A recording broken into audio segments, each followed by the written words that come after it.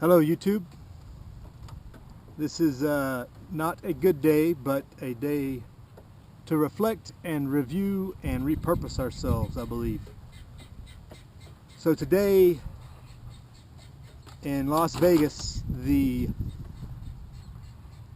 judge, supposed judge, handed down a sentence for Mr. Jerry DeLemus, who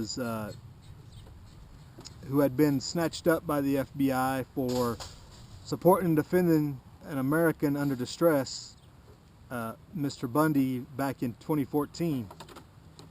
And in his own judgment, he thought that a plea deal would be the best way to go for him and his family.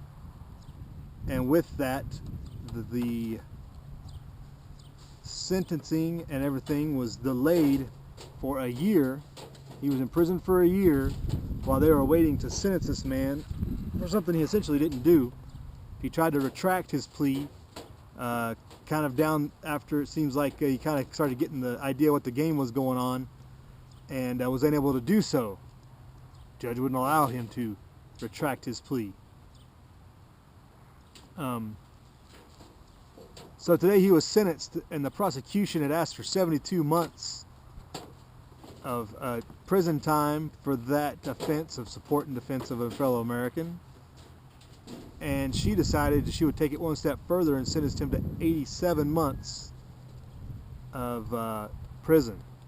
I don't know if that's going to include time served, because that is a year on top of that. But that's basically 7 years he's getting for making the time and effort and having the common decency and the forthrightness and the willingness and intestinal fortitude to travel from New Hampshire to the Bundy Ranch to support Mr. Bundy after talking to him on the phone about the situation and what his concerns were. I think most things think about it, we can say that the message has been received.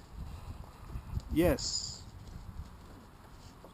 The message that the whore, Gloria Navarro, who is nothing more than a servant whore for the pimp Harry Reid and whoever else he serves and delivers to, the message has been received. You guys are gonna, whoever you work for and whoever you serve, be that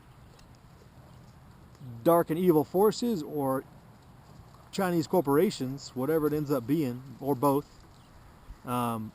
we got it. You're out to shut everybody down and ensure that you will send the message that nobody can resist you or else. And I'm telling you right now, that's not the situation we're in.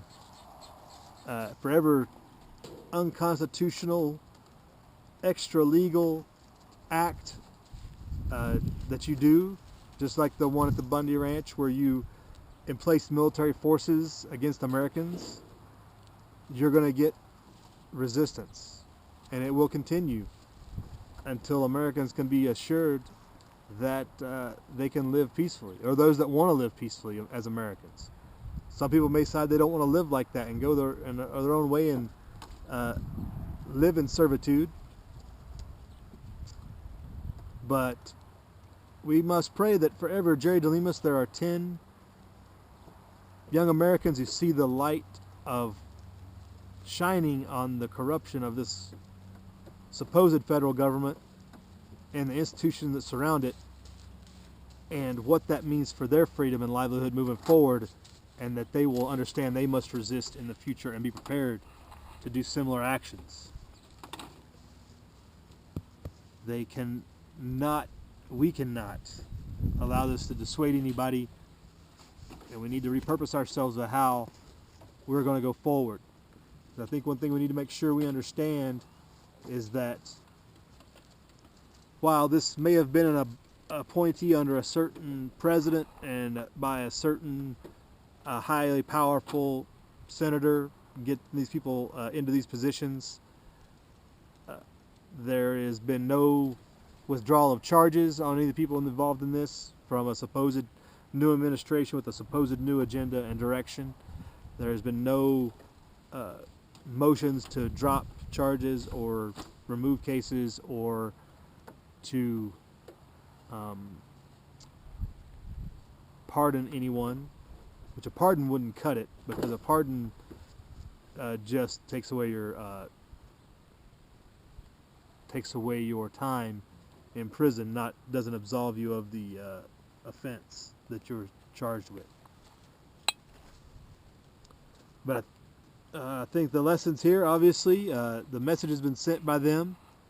Mr. DeLemus incorrectly estimated the situation and just thought that while a plea deal might have been a good idea, then he saw that was not such a good idea. So let that be a lesson to all involved on how that's going to go down. There's a good video, Miss B Stacy, I always get that wrong, posted. That's from John Lamb's Facebook as well. I'll put both the posts below. If you don't want to go to Facebook or you don't want to go to YouTube, you can watch it on either one. The wife of Jerry DeLemus had a very good press encounter afterwards, talking about the situation and her involvement and just what's going on their end. And I think when you look at everybody that's involved in this situation and all the ones that have been charged up to this point, because I think we all are aware that they can drop charges and warrants and roll up any one of us of several hundred. Don't be fooled. There are, if not close to 1,000, at least 300 or so that they could charge any one of these willy-nilly charges where no crime was committed on these people. So, but choosing Mr. DeLemus to drop this extra punishment on, I think, is definitely a message being sent, and going above what the prosecution asked for, because Mr. DeLemus is a honest and forthright man who has connected might be the way to say it, but he's very well liked, well respected in New Hampshire. His wife was a legislator. He was the Trump lead team campaign manager of some sort. Be that what it may. I mean, that was just his. I mean, nobody wanted Hillary in there. I get it. But very well-known people in the state of New Hampshire. So to send a message like that of extra punishment for no crime, for nothing more than helping somebody else out that potentially was facing death, that's the message being sent, that you will not, one, for all those that may be watching from afar who are kind of getting an idea of what is going on, you can't resist the government or else. You cannot stand up to the government or else, because they won't have it. It's they're not going to have that. That's one of the messages being sent, I think. And the other is that maybe to the other people that are watching, that are involved, don't resist the conglomeration, federal group, black, dark, behind the scenes, behind the curtain people who are going to take what land they can get and take the water and build what they want and industrialize and build and develop whatever they want, regardless of what your rights are and regardless of what property you may own. They're going to take it. Don't resist. Maybe they'll pay you a couple of cents on the dollar for whatever you got, but resistance will not be tolerated. And those that support those type of people will not be tolerated as well. So that's unfortunate about that whole plea deal thing, and I think that's definitely can see that full bore right now. There's no illusion that you're going to get a leniency from this system in this case, especially in any case. I mean, you look at the other people involved in lands rights issues and water issues, from the Heesh family down to the Mr. Robertson. And there's another family in Colorado, the Pond, I think in Wyoming, all of these cases that seem to tie to Agenda 21, that seem to tie to overreaching federal government and federal institutions that are doing no more than the bidding of corporations and foreign entities, they're getting the hammer dropped on them, and that is the message that they want to send to those people. So just understand that, and I think everybody should get that message, and everybody should also be prepared to resist it. And again, we look for those that may not be fully understanding yet to get there. Use this case as an example of what is in store for the future, and more of it is coming if resistance does not grow. But I'll definitely put those 2 links to the press conference afterwards below. It's funny how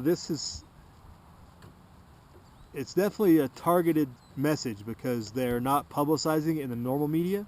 The people that would normally watch the news aren't going to get this message. It's going to be the ones that are interested in the alternative media, that are interested in the alternative message, that are going to see this and either be dissuaded or invigorated and repurposed into the cause. I think that's the bottom line. It's barely a full paragraph on the Vegas news channels. It barely even hits the radar. The judge went so far to call him a bully, a tyrant and a bully, a tyrannical bully, I think she called Mr. DeLemus, which is just obviously using his words against him, but the irony and not understanding that tyrants abuse law. Individuals standing in defense, there's only standing on the right side. There's no abuse of law happening.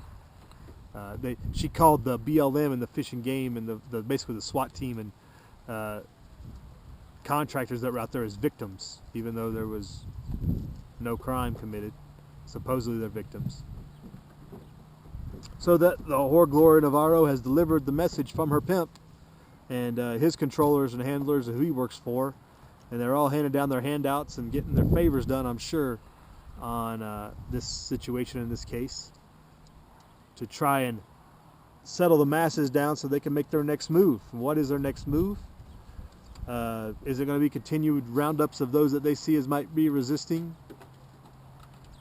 You would think that would be a wise move by them if they think they have another move set up that might cause a stir of some sort. Or they're just going to be better prepared next time. Next time they'll just start shooting and just count the bodies later, because they've set the precedence that resistance to government will not be tolerated, so you should have known better. That's maybe the message that's being sent here.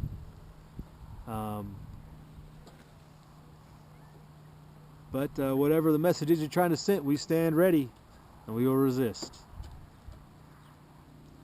So you know what to do, people. Go out there, prepare, live free.